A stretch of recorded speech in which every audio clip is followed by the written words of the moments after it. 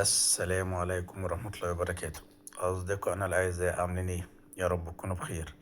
هنبدأ كلامنا دايما بالصلاة والسلام على النبي المختار سيدنا محمد أشرف الخلق أجمعين عليه أفضل صلاة وسلام.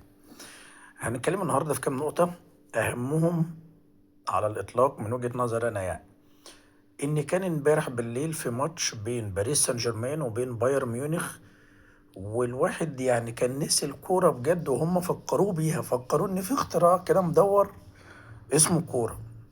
الواحد كان بقاله كتير قوي ما اتفرجش على الماتشات ديت. اللي عاجبني في الماتش ان ده ماتش، ان الحمد لله رب العالمين، الحمد لله رب العالمين، قبل ما اموت يا رب قبل ما اموت اتفرجت على ماتش كورة. الواحد يقعد ويتبسط بيه بعد ماتش ريال مدريد وبايرن ميونخ اللي كان في الالينز الاسبوع او الاسبوعين اللي فاتوا، اللي خلص 3-2 لبايرن ميونخ او 4-2 تقريبا حاجة كده. ده كان ماتش حلو قوي، ده كان ماتش جميل عجبني برضو.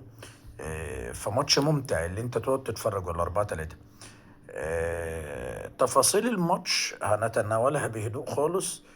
الماتش من اوله لاخره حلو.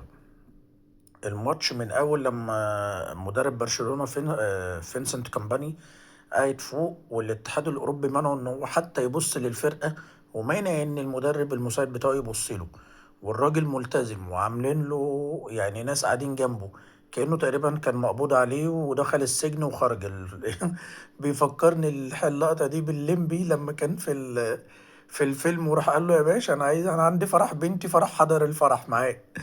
الفيلم ده اللقطة دي حلوة قوي. فمدى الانضباط الفار امبارح تدخل رائع في الجون بتاع دياز، الرابع للباير، رائع.